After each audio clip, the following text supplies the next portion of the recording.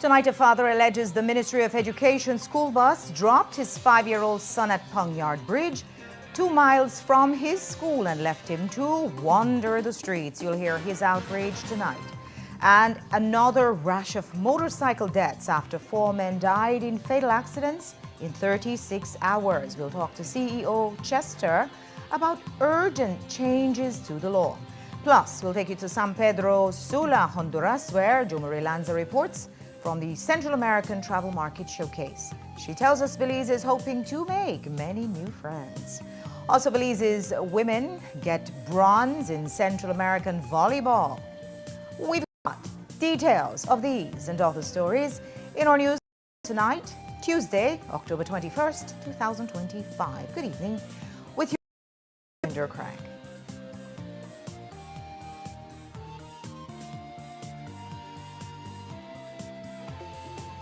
This newscast brought to you by Cellular World, your authorized Samsung distributor. Shop smart for your Samsung and enjoy benefits you won't get anywhere else. When you shop locally for your Samsung, all your devices will be covered by a 1-year local warranty. You won't get that when shopping with the other guys. When in doubt, always look for the Cellular World seal to know you're getting the real deal. Shop with confidence and enjoy your Galaxy knowing that it can be repaired locally at our Samsung Service Center by certified Samsung technicians using original parts and machinery. Even better, enjoy the best LTE experience in Belize, knowing that your Samsung devices are compatible with major local carrier networks. Get the ultimate Samsung Galaxy experience only when you shop from authorized Samsung resellers nationwide. Your government is taking back ownership of our hydro dams and power generation plants, and all shares held in BEL by the foreign-owned Fortis. Belizean assets in the hands of Belizeans. Fully Belizean-owned and managed, with all local employees. Our nation's premier source of clean power generation is now in our hands. Revenues made in Belize will now stay in Belize. Remember, energy security equals economic independence. Your government continues to put Belizeans first.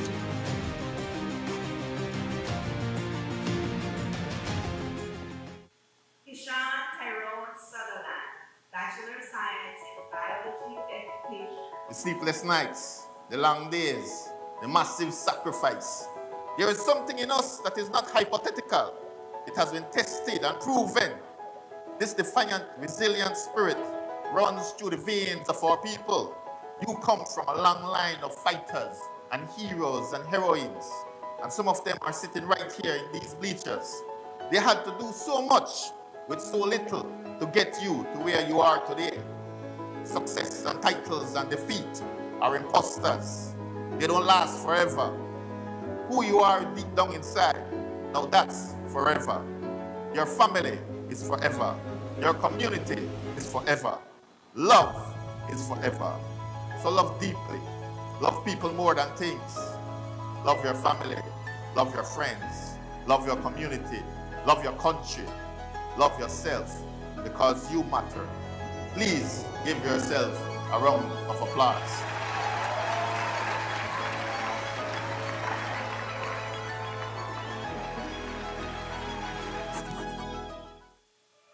Look here, your kitchen light there and you never in the kitchen. But I'm going back in there right now. And the coffee maker? Just to try keep me the coffee warm for later. Where do you know? I'll try to think about what to eat. You know the more you open or close the fridge, it takes longer for the food cool. Uh-huh.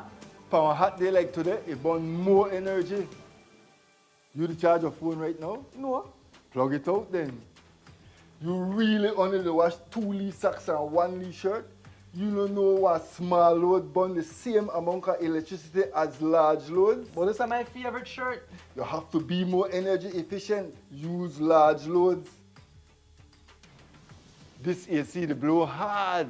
You know, if you keep the temperature at 25 degrees Celsius or higher, you burn less energy and you also keep the place cool. And for a nice day like today, turn off the AC, open up the house and make some fresh breeze come in. You know what? I think I get it now. As consumers, we need to be more energy efficient and practice energy conservation. En Atlantic Bank, tu comodidad es nuestra prioridad. Nuestro centro de contacto está diseñado para mejorar tu experiencia bancaria. Con una amplia gama de opciones de servicio al cliente, ahorras tiempo y esfuerzo. Puedes llamar fácilmente para bloquear o desbloquear tus tarjetas de débito y crédito, realizar consultas de cuentas y acceder a información detallada de tus tarjetas. Ya sea que necesites asistencia con la banca en línea, apoyo para comercios o consultas generales, nuestro equipo está listo para ayudarte. Para mayor comodidad, si todos los operadores están ocupados, puedes dejar tu número y un operador te devolverá la llamada lo antes posible para asegurarse de que recibas el apoyo que necesitas.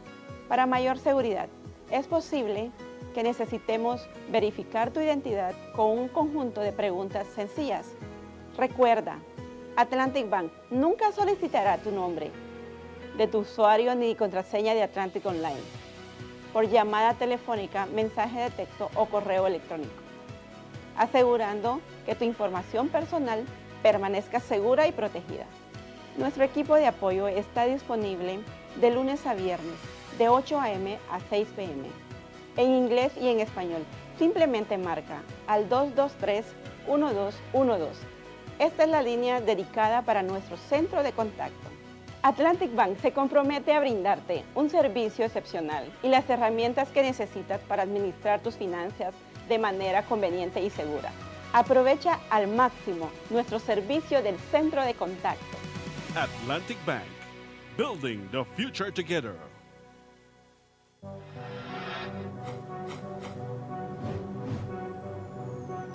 Please, you're watching the Nation Station, Channel 7.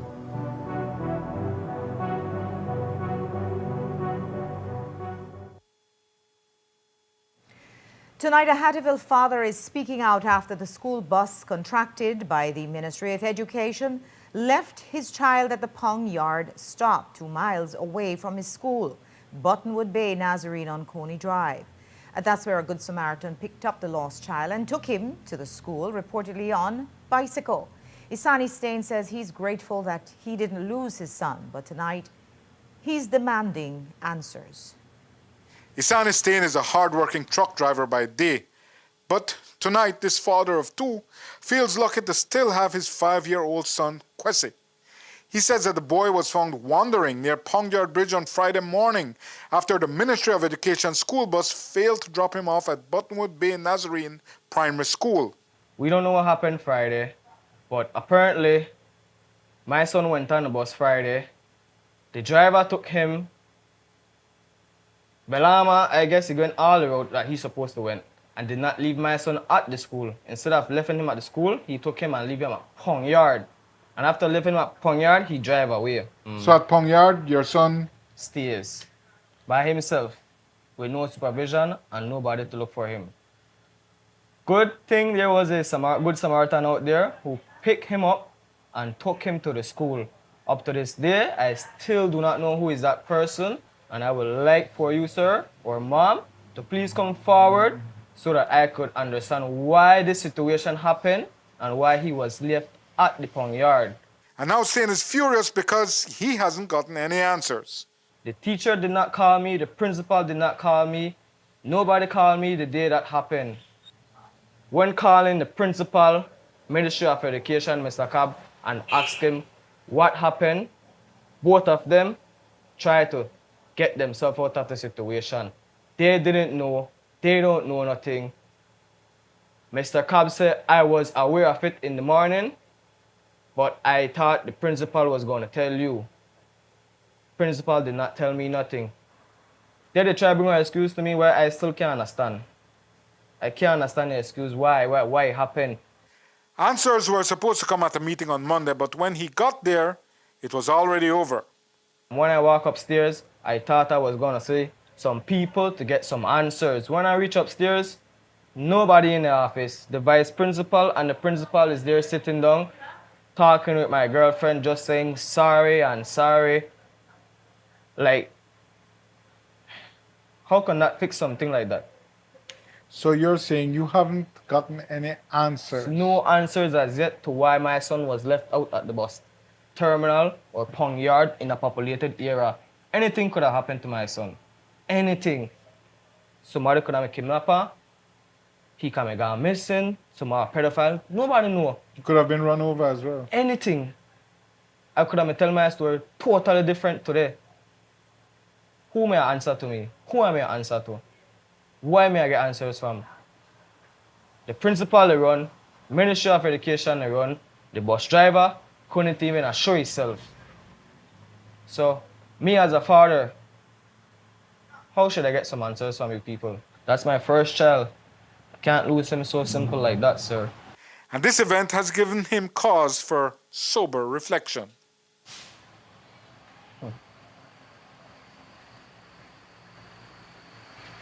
Me as a father, it hurt, man. I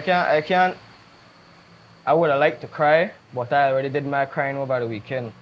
Like literally, I sit alongside of my son and I watch her in her face and I cry and I tremble because I could have tell you a different story today. It could be way different than before. But thank God, the man picked him up, or the female who did, and took him to the school. Like again, I said, please, whosoever carry my son to the school today, please come out. I really need to try to get this solved because I don't want this happen to nobody else picking out here. Stain asks the Good Samaritan who rescued his child to please call him at 654-2108. We did reach out to the CEO in the Ministry of Education as well as Sebastian Cab from the District Education Office with a request for their side of the story. Just before news time, CEO Diane Mejia told us, quote, "The Ministry of Education is deeply concerned about this incident and is carefully reviewing all reports. The safety and well-being of every student are our top priorities. We understand the trust families place in us each day, and we are committed to taking all necessary steps to ensure that every child feels and is safe while traveling on school buses." We also reached out to the principal of Buttonwood Bay, Nazarene, and she said she wasn't giving any comments.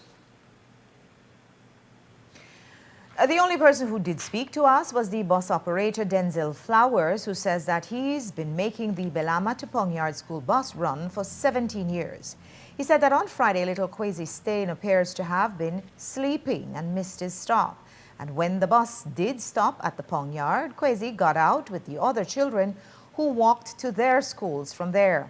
He said the bus driver did think Kwesi seemed a little small to be walking all alone, but he thought the child knew where he was going. Flowers said he has apologized to the parents, but it cannot be the job of the bus driver to make sure children get out at their schools, and that the oversight has to come from the parents or older students.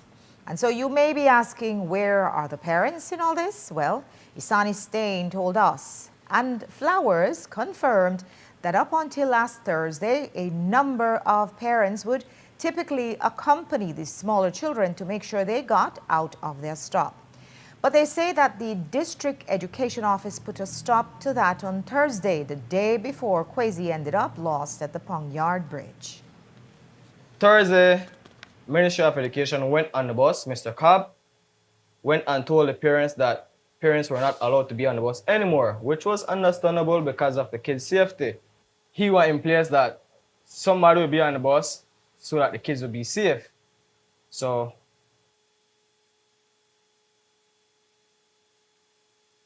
we'll keep following the story. Flowers tells us that there was almost a repeat this morning when 2 children were left on the bus, but because of what happened last week, the bus driver made sure someone came and took charge of them.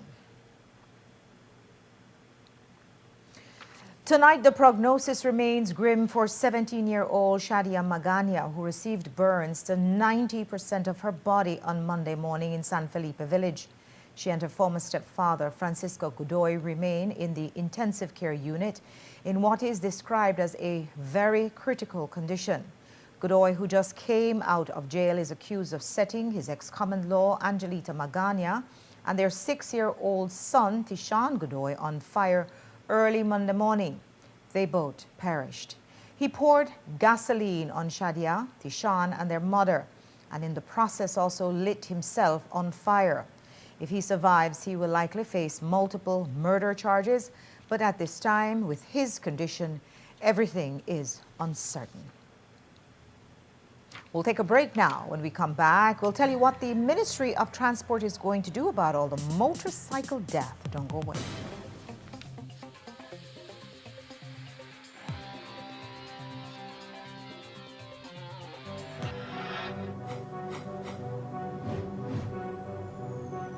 Please, you're watching the Nation Station, Channel 7.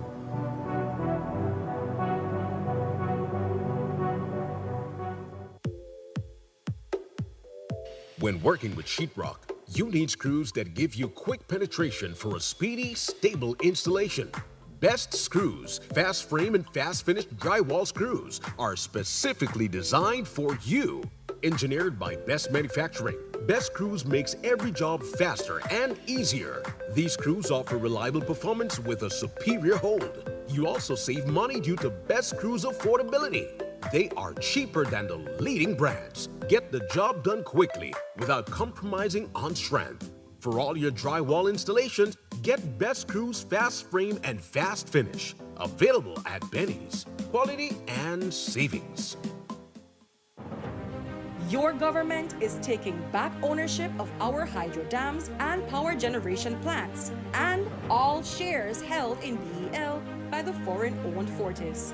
Belizean assets in the hands of Belizeans. Under Fortis, every single year, the cost of power sold to BEL automatically increased by 1.5%. No more. Government will abolish that increase, saving Belizean power consumers $50 million. Remember, energy security equals economic independence. Your government continues to put Belizeans first.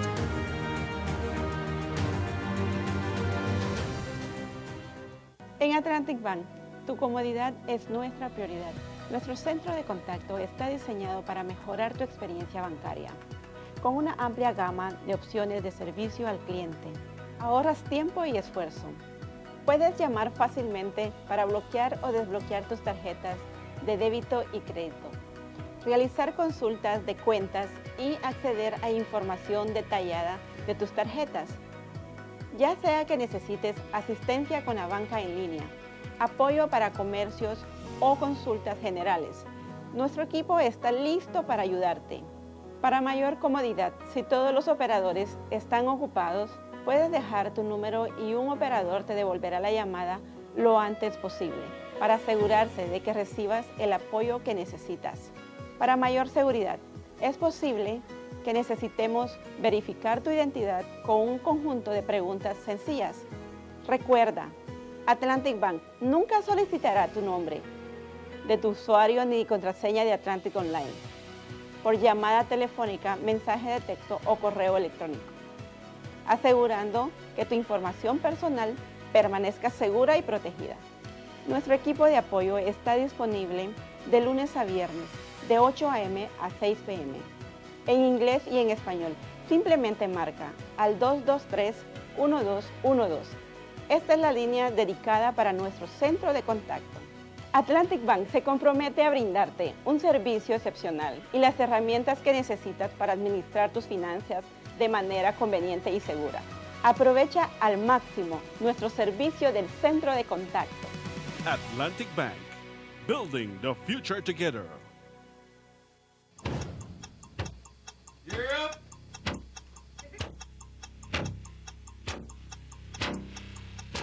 These charter mints aren't We're navigating along the coastline. This morning, the 2020. Good evening. With your news, I'm in Durcraft.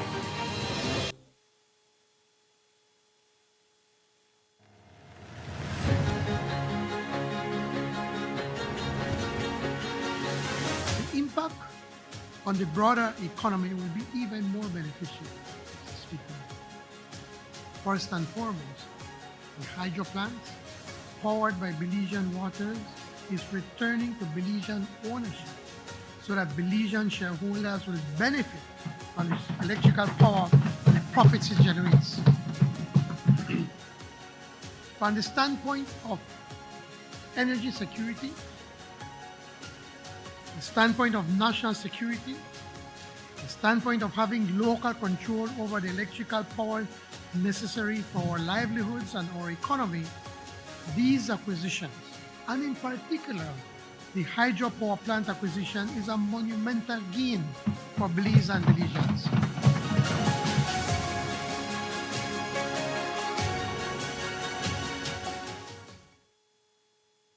There are so many people who are proud of you. Your parents, your guardians, your aunts, your uncles, your siblings, faculty, and friends. They are there too. They share in this achievement. Please give them a bigger round of applause.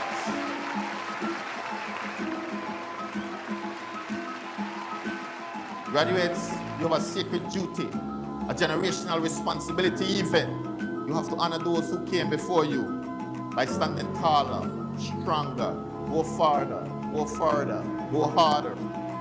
But stand together for one another. And lastly, but certainly not least, thank God, always call to Him. He will be there for you.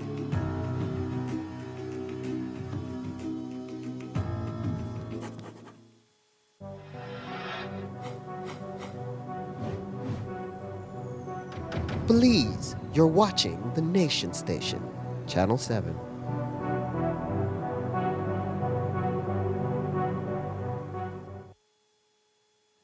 Three men accused of robbing a tourist of an iPhone 16 in broad daylight in the Kings Park area are out on bail tonight. It happened around 3 p.m. on Saturday, October 18th, near the Lopez Mateos Park on D Street, when 50-year-old American national Michael Columpe from Los Angeles was walking when two men jumped out of a silver SUV. According to Columpe, one of the men wearing a mask pulled out a pocket knife and demanded that he hand over his belongings. Fearing for his life, Columpe surrendered his iPhone 16 Pro Max valued at $1,200 along with his wallet containing cash in both US and Belizean currency. The assailants then got back into the SUV and sped off through 18th Street, escaping the scene. In a swift response, police investigators from the Crime Investigation Branch launched an operation during which they recovered the stolen iPhone and detained 5 men. 3 of them were charged and they appeared in court today. They are 20-year-old Errol Ferguson, 19-year-old Tashawn Broster, and 19-year-old Kenrick Robinson. They all appeared before Magistrate Manon Dennison this morning to answer to a single charge of robbery. In court today, all 3 men pleaded not guilty to the charge. The prosecution raised no objection to bail, and Magistrate Dennison granted them bail of $6,000 each. The men met bail by 3 p.m. this afternoon. Their next court appearance is set for November 27, 2025. Columpe, reportedly shaken by the incident, has since left Belize following his ordeal. With 55 motorcycle fatalities last year and the number growing this year, the Ministry of Transport is working to curb fatalities on the road. One of the measures is the first of its kind training for transport officers in collaboration with the police department, which we told you about yesterday. But changes are also being made at the policy level. Courtney Menzies spoke with the CEO in the ministry today and has this story. In the past 36 hours between Thursday evening and Saturday morning, 4 men were killed in 3 motorcycle accidents, 1 in Belmopan, 1 in Tikettle, and 2 on the Hummingbird Highway. And while this statistic may be startling, even more alarming is the fact that 55 fatal road traffic accidents last year involved motorcycles. This terrible collision in Belmopan was captured on a surveillance camera. It's a pressing issue that the Ministry of Transport is tackling, starting with new legislation. We have another paper on the table this morning before Cabinet, a very important one that is going to address motorcycles in general, starting from the process of obtaining a license for motorcycle to the laws that governs the use of motorcycles. Also be looking at training in order to obtain a motorcycle license certification from ITVET or any other reputable institution that may provide training in the maneuvering of motorcycles. And importantly, it is also going to address increase of fees for motorcycle violations. We have, for example, those motorcycles that overtakes on the right-hand side of the road. We're going to increase the penalty for that. Motorcycles that overtake when an oncoming vehicle is coming, increase the license for that, the fees for that. Riding motorcycles without helmet, increase the fees for that as well. And we will also be working with the Bureau of Standard to ascertain a type of helmet that is going to be certified.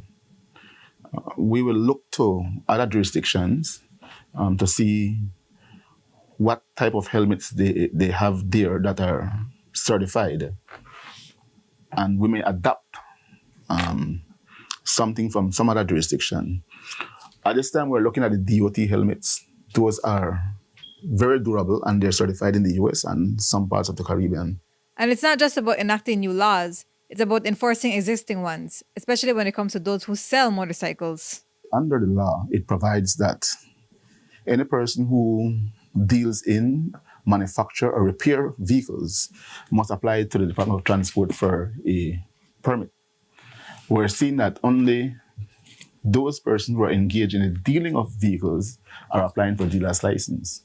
Motorcycle dealers and mechanics are not applying for that license. So those persons who are currently engaged in the sale of motorcycles are not complying with the law. So we are taking a paper to cabinet, or we took a paper to cabinet last week, which has been approved, and we're creating a separate regime of law for motorcycle dealership. And again, the reason for that is because we want to be able to hold those persons dealing in motorcycles accountable, because the law provides that if you're a dealer, you have to comply with certain rules. So monitoring the amount of motorcycles being sold is important. One would appreciate that far more motorcycles are sold than motor vehicles. So the amount of these motorcycles on our highways is significant. But there is nothing being done to make sure that there is regulation, that the sales are being regulated. So with what Cabinet approved last week, we are now in the process of drafting the law for that.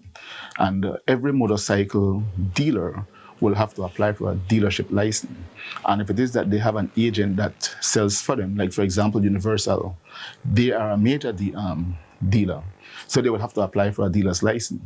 And if they would have maybe a store that is an agent for them, then they would apply for an agency on behalf of that store that is an agent for them. So with that, we'll be able to have better control and better accountability. And most importantly, to make sure that the helmet regulation is complied with, because under the helmet regulation, it says that every person who sells or offers for sale a motorcycle must do so with a helmet. We're seeing that the stores are selling motorcycles and they're not selling the helmet with it. So that, again, is a violation of the law. So we're also seeking to increase the penalty for that, to make sure that in instances where the motorcycles are being sold, that they're sold with the helmet as prescribed by law. The ministry is also preparing infomercials to sensitize drivers of vehicles about the rules of the road, particularly those concerning motorcycles. Courtney Menzies, 7 News. And according to Williams, they are also proposing to change the legislation surrounding those who are caught driving under the influence. If the accident is fatal, the driver will be charged with manslaughter and imprisoned. Here's what he told us. I'm currently working on a cabinet paper with the police to address that issue. It is going to be proposed to cabinet to amend the Motor Vehicle and Road Traffic Regulation when it comes to the issue, or Motor Vehicle and Road Traffic Act when it comes to the issue of driving under the influence of alcohol. I can say to you that the first paper with that we submitted to cabinet has been approved, where cabinet has approved the amendment of the Motor Vehicle and Road Traffic Act to allow that the test result from breathalyzers be admissible in court as prima facie evidence. So there's going to be no need for us to take you to the hospital or ask you to urine. The receipt from the breathalyzer is going to be sufficient to prove to the court that you are under the influence. So that's very good for us. So now what we need to do is to present another cabinet paper where we'll be asking that any person who is convicted of driving a motor vehicle under the influence of alcohol, that carries a penalty of $1,500 or imprisonment for 1 year on the first offense. If there's a second offense, then you go to prison for 3 years. We'll also be proposing that if it is that you are charged with manslaughter by negligence or you're charged in respect to an accident where someone died, and you are found to have been under the influence, that you're not charged for manslaughter by negligence, you're charged for manslaughter. And the penalty for that is going to be 5 years imprisonment, 5 to 10 years imprisonment. So you're going to carry a mandatory imprisonment sentence as opposed to what it currently stands. Where if you're charged for manslaughter by negligence, you're under the influence, you only get a fine of $5,000 and you go home. Yeah. And with the new proposal, we're asking that you be disqualified from driving for life. While the Ministry of Transport is tightening enforcement laws, regularizing bus runs is not so easy. The jostling for road service permits remains a daily struggle. Last month, Oscar Pollard paid for permits for his bus line to service 3 routes. 2 that he renewed in the Maskell area and 1 newly approved run from Rockville to Belize City. Except, according to the transport CEO, it wasn't actually approved, and Pollard has been illegally servicing the route. Williams explained to us that the board denied it because there is another bus line that run 10 minutes after his one on the same route. And he says if Pollard doesn't desist from carrying out the run, he will be charged. Please, like you said, he has not received the permit. Why pay for something you have not received? First point. I can say to you that the application for the bus run he's speaking about went before the transport board. It was deliberated on, and the board denied that application. And one of the reasons why it was denied is because 10 minutes behind that run that he was applying for, there's a bus run.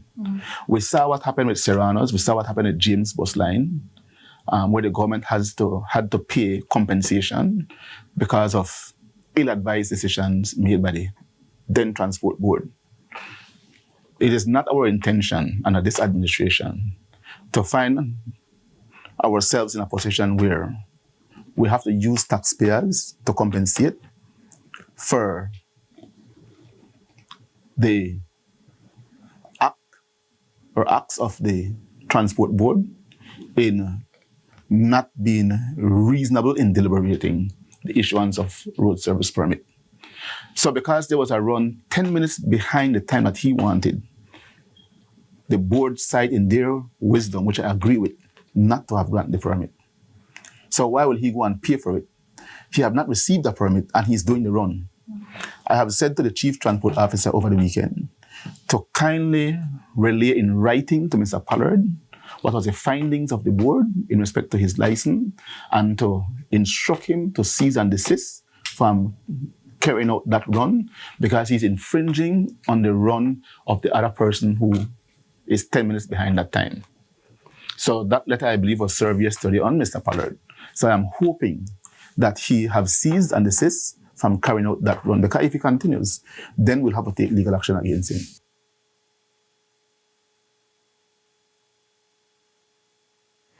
But Pollard says all the runs were approved, and if they weren't, he wouldn't have been permitted to pay for them. And he paid 1 month ago, but says he got the letter to cease and desist just yesterday, which is more than 40 days later. He explained to us via phone his side of the story. I paid for it because I now received the certificate. But I was informed from Belmopan that all my application has been approved. So I asked for them to send me what I need to pay. The numbers of all the permits were sent to Mr. Ocean in Belize City, who is the senior transport officer from Belmopan. I called Mr. Ocean and tell him, Mr. Ocean, you could tell me what are the total amount? He done left out the office. That was on a Thursday evening. So he said, boy, I don't come out of my office. He said, but I just want to tell you the amount. He said, and you're coming tomorrow and deal with it. He got in and tell me, Mr. Pallad, they said for the 3 permit, it is $2,400. I tell him, okay, I said, I'll see you tomorrow morning. The Friday morning, I went in, Mr. Ocean took up one of the lean thing there where we got to jot down notes with, pink, and he write down the information. He said, carry the cashier and pay for your permit then. He said, oh, gone clear now. I believe, to the best of my knowledge, being a person who was a transport officer, I had the opportunity of running Belmopan and the Belize City and San Pedro. Mr. Chester needs to understand one thing. Why do they issue a permit number collected for it and now are saying that I don't got no permit? I do not have the certificate, but the permit was paid for, and once you pay for a permit, you are free to go. So I don't understand, Jules, what that is the situation. Because if you tell me, Pallad, come and pay for the 3 dish of food here, it is because the food are there for me, right? I hear what you're saying. So that's what I did.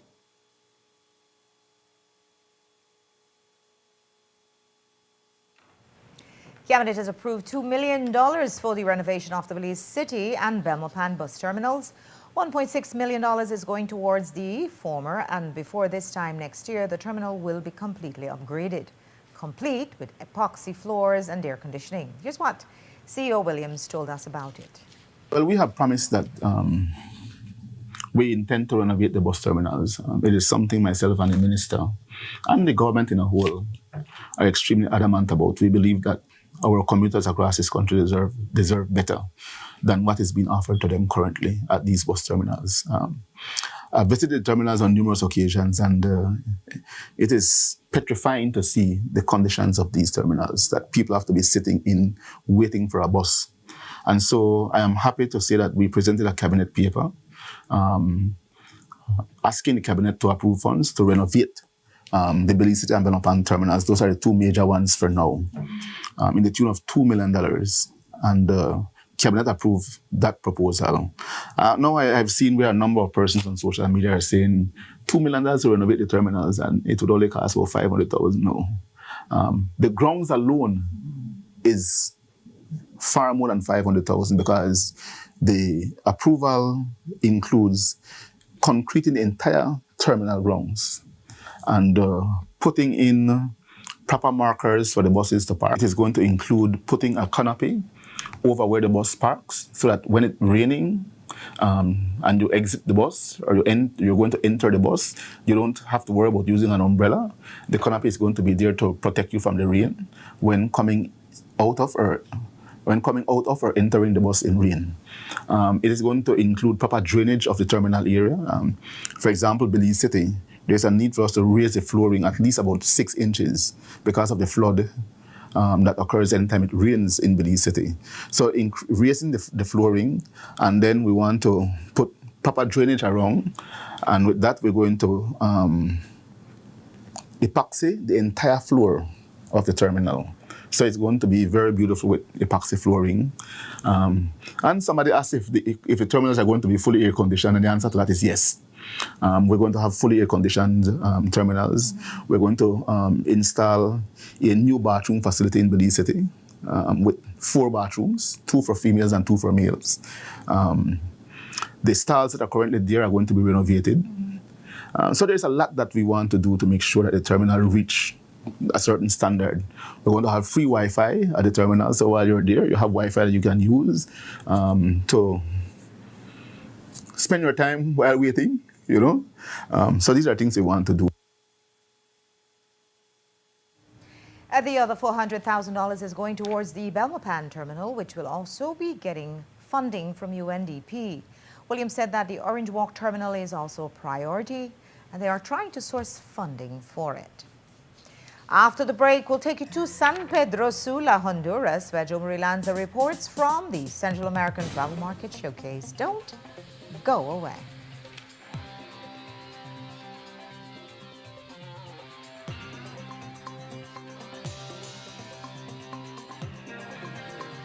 This newscast is brought to you by Cellular World, your authorized Samsung distributor. At Atlantic Bank, your convenience is our priority.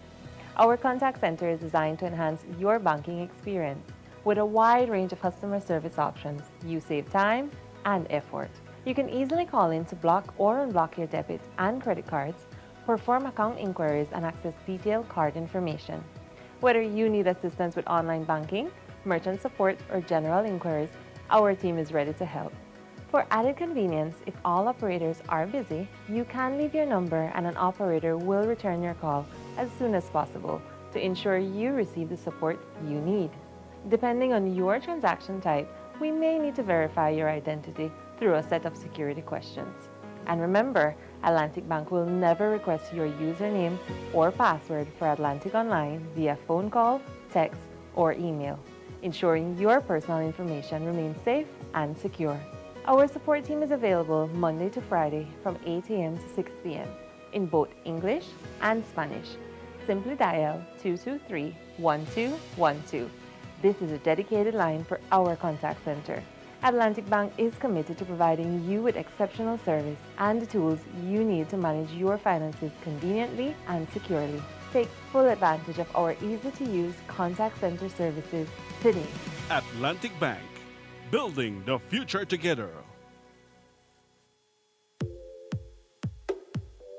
When working with sheetrock, you need screws that give you quick penetration for a speedy, stable installation. Best Screws, fast frame and fast finish drywall screws are specifically designed for you. Engineered by Best Manufacturing, Best Screws makes every job faster and easier. These screws offer reliable performance with a superior hold. You also save money due to Best Screws affordability. They are cheaper than the leading brands. Get the job done quickly without compromising on strength. For all your drywall installations, get Best Screws Fast Frame and Fast Finish. Available at Benny's. Quality and savings.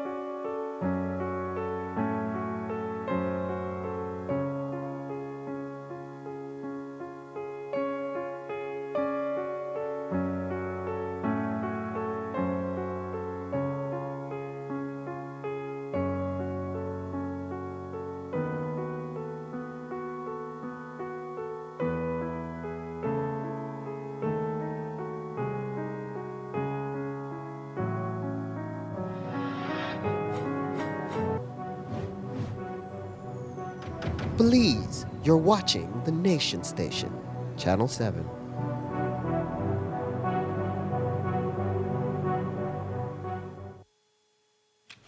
The Central American travel market started today in San Pedro Sula, Honduras.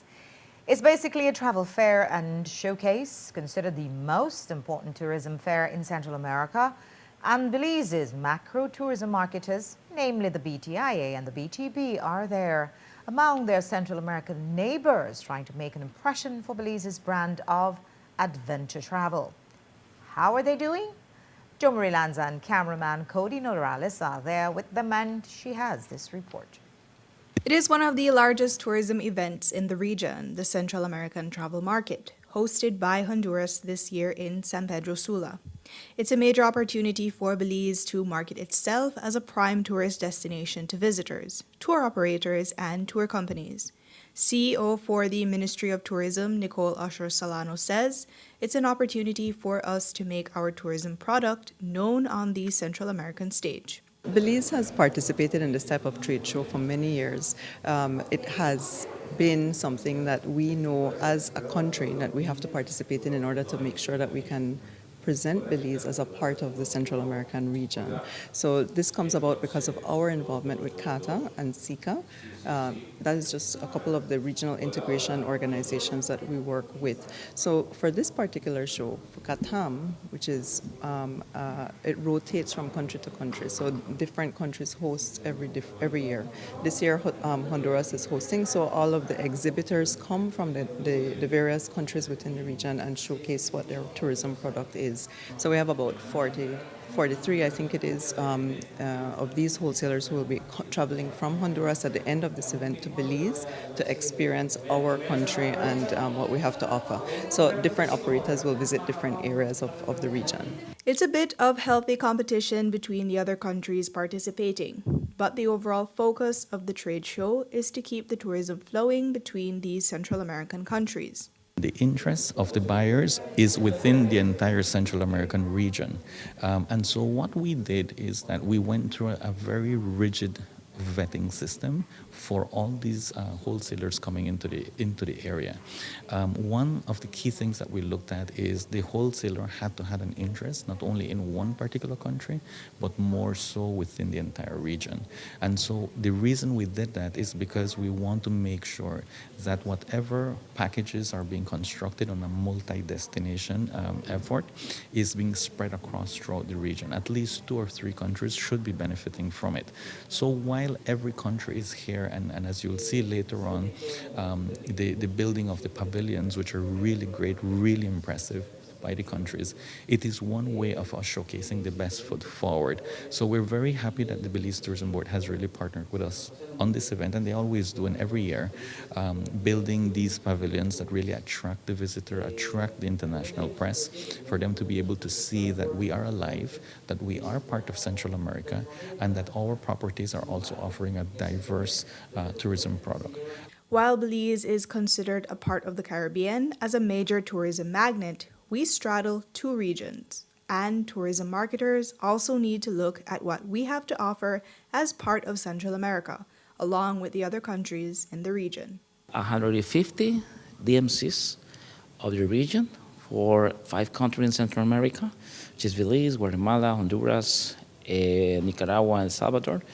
And are coming 54, almost 60 journalists and influencers, tourism influencers for the whole world, and around 75, 77 tour operators. We also call it hoster buyer or buyers, because they promote the region, but our DMCs operate the region. So there is the numbers, that are very, very good numbers. Most of them are coming from Europe, because we are in charge to promote the region in Europe mainly, but of course we also have tour operators and journalists from US and South America, and some of them of Asia. And Honduras is certainly using the event as a platform to showcase its attractions like the Angeli Gardens Boutique Hotel and Jungla Brewing Company. We took a tour of the property yesterday, which is located at the base of Marindon Mountain here in San Pedro Sula. The hotel sits within the tropical rainforest with a number of protected trees. It features several villas, including a large main house, which once served as the family home for the owners of the hotel. Now it is used to host large groups. Our tour also featured a 30-minute hike up to a platform overlooking the city. And at the top, we also saw a few pictures of the animals that roam the property during seasonal months. And once we descended, we moved on to the plant nursery and brewery, also located on the property. We met their brewmaster, who gave us a brief explanation as to how they manufacture their own beer from local produce like passion fruit and habanero. Domari Lanza, 7 News. The fair runs on till Thursday, and we'll be having more reports from San Pedro Sula later on in the week. They were hoping for gold, but Belize's women's volleyball team today won bronze in the Central American Games in Guatemala City. And they had to play against Guatemala on their home court, beating them 3-1. Outside hitter Samantha Jones spoke to Volleyball Centro America.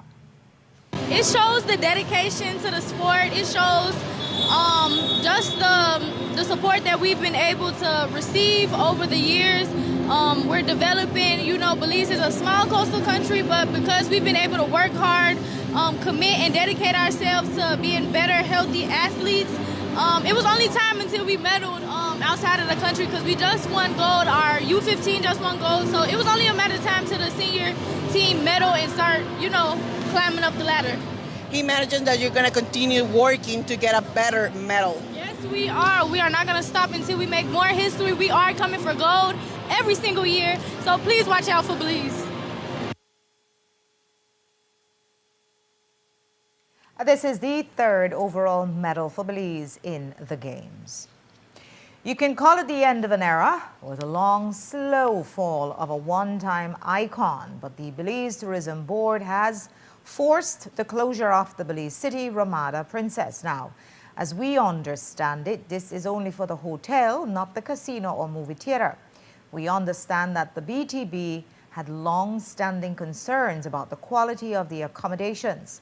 Typically, when such a closure is imposed by the BTB, the hotel is given a chance to clean up and reopen once they can meet quality standards. With over 100 rooms, that is no small task, but we'll wait and see. First branded, the Ramada, the hotel, on what used to be the Long Barracks, opened in the late 80s as a tourism flagship in Belize City. And that ends our newscast for tonight. Thanks for watching. With your news, I'm Indira Craig. Remember, you can find a full transcript of the news at 7newsbelize.com and see the streaming video on our Facebook or YouTube pages. Have a pleasant evening. Join me back here tomorrow at 6.